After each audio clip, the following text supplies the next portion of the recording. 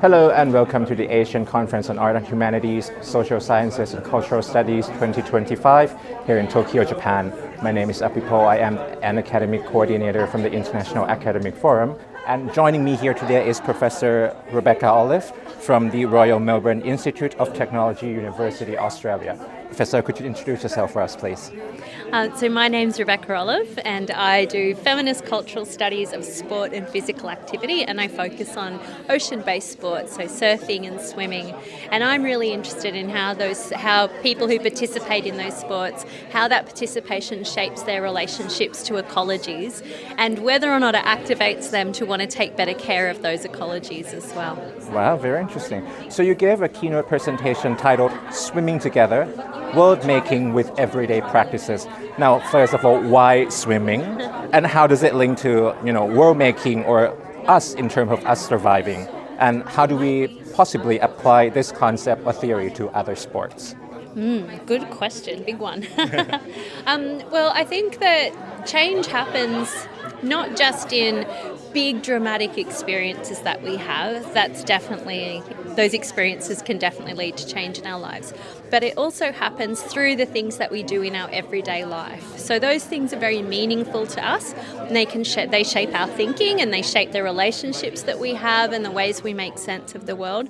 So talking to people about the experiences that are really powerful in their life already can also be powerful in changing their thinking about that experience, especially if it's relatable. So in Australia, swimming's a really popular activity and lots of people do it every day in the ocean and in inland waters like rivers and reservoirs as well, and also in pools, and lots of pool swimmers are in the ocean or in the pool. So if I can find ways to talk to them and extend on how they've thought about their experiences before, and they taught me that also comes from the community, then we can start to think about new ways to think about our relationship with the planet that are more about thinking together as an ecology. So thinking about how people are just part of an ecology. We're not superior to it. So we should be treating the animals and plants that we live with and and the weather that we live with as part of our life rather than something that's kind of separate. Because in a room like this one, as lovely as it is, we've built out plants and insects and mice and birds. We keep them out. But when you're in the ocean, when you're swimming in water, those animals are there with you and around you. So it's a really powerful place where we can start to think about those encounters and what they mean. In your presentation, you talked about when you're in the water and you're swimming, you feel a bit a sense of, vulnerability of not knowing what is in the water or what's going to happen next. Is that why it makes us connect with other people, understanding them better in terms of feeling the shared vulnerability? Yeah, I never swim alone anymore, in part because we are very vulnerable when we swim in the ocean, and so I like swimming with other people because we take care of each other when we swim. We keep an eye on each other. But we're vulnerable in the ocean in quite a few ways. So first of all, when you're a little person like us, one little person floating in the ocean, you suddenly feel small. And that smallness is both, I think it's humbling in the sense that you realise you're pretty inconsequential actually. But it's also, you realise how significant a life is. That you get to be alive and exist in this way is also, it feels big. So it's both humbling in that you feel small, but for me it also makes me feel the significance of being alive. So there's that kind of vulnerability. And then there's also the vulnerability that comes from swimming with animals. So I use the example of sharks and orcas, sharks biting people, orcas attacking boats. And so when you're in the ocean, you don't control that anymore. I can't fight off a shark. So you have a vulnerability there where if you want to swim in an ocean, in a place like the places I swim, an encounter with a shark is certainly a possibility. But also swimming with other people, you're kind of sharing that with them at that time. So you're kind of sharing in this experience of humility and connection and vulnerability. And I think that's a really powerful thing. How has human exceptionalism affected the world, and how do we address that? Yes, human exceptionalism has had a pretty big impact on the world. In some ways, it's very much linked to patriarchy, it's linked to white supremacy as well. So it has that kind of human exceptionalism and is also quite specific in some ways. So it's very tied to processes of imperialism and colonization, which now are also tied to climate change. Because when humans think that they're the most important species and that their life and their survival as a species is more important than the life and survival of other species, then it means that we make decisions for us, not for the planet as a whole. So we don't think holistically, we think about humans first. This is not a question of being anti-human rights. Humans are wonderful. I adore them, and so I care about their rights and that they are able to be taken care of on the planet as well. So it's not an anti-human rights statement, but it's about thinking through things like extractive practices or the continuation of ocean warming and the extinction of species, overfishing, for example. So the human exceptionalism has had impacts like that on the living world more broadly. And now in the broader world, when we talk about like big framework, we talk about human exceptionalism, and you also talk about colonialism, capitalist, that in a way that it has alienated us. Now, what us are you talking about? Are you talking about like individual to individual or like state to state, region to region? What kind of separation has that affected? Another very good and important question. Us, I think, can be used in a range of different ways. So us can be planetary, so it can be about humans more broadly.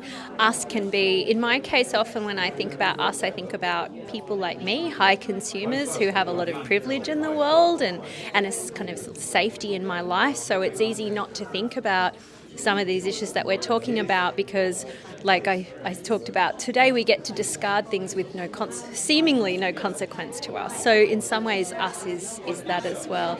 So it can be us is about individuals in a local area dealing with local problems. Us can be a nation state dealing with policy in that way, but it can also be a planetary kind of question more broadly. Us can also be about multi-species communities as well. So us can also be about the alienation of people from ecologies through these processes of seeing humans as separate from them. That doesn't benefit us. It certainly doesn't benefit the non-human world either. So us is a very big inclusion. Yes. I mean, I agree. It can be from our perspective, from whatever perspective that we have in the world. Now, linked to my next question then, at the individual level or at also the policy-making level, what can be done to deal with environment issues effectively? Oh my gosh, okay. Another big question. That's a huge question. Like from your perspective. At an individual level, we really need to change how we see our place in the world. Not everyone. Lots of people don't have this problem of seeing humans as separate from nature and the problem of seeing everything as a resource to be extracted. Lots of cultures don't have that problem. But other cultures do, where it's a real capitalist kind of way of seeing things as there's growth and there's profit to be made and there's markets to profit from. So something we can do individually is really change that in ourselves and put pressure going up. I know that individual change is not the solution to the problems that we face, that the problems do need to be dealt with in some ways at policy, so dealing with energy transition, for example, and having good policies around how we take care of animals and plants and to stop overfishing, for example.